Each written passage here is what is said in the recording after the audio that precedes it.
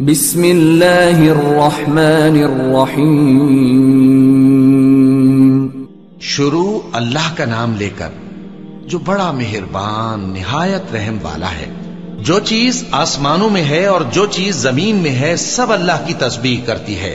جو بادشاہ حقیقی ہے، پاک ہے، زبردست ہے، حکمت والا ہے.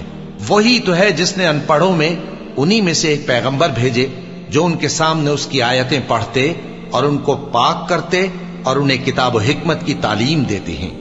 اور اس سے پہلے تو یہ لوگ کھلی گمراہی میں تھے، اور ان میں سے اور لوگوں کی طرف بھی ان کو بھیجا ہے جو ابھی ان مسلمانوں سے نہیں ملے، اور وہ غالب ہے، حکمت والا ہے.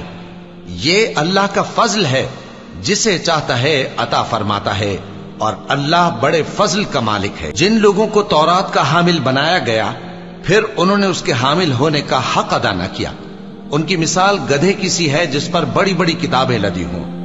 جو لوگ اللہ کی آیتوں کی تکذیب کرتے ہیں ان کی مثال بری ہے، اور اللہ ظالم لوگوں کو ہدایت نہیں دیتا.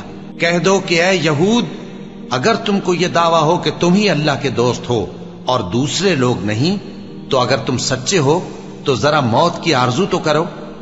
اور یہ لوگ ان اعمال کے سبب جو یہ کر چکے ہیں ہرگز اس کی آرزو نہیں کریں گے، اور اللہ ظالموں سے خوب واقف ہے.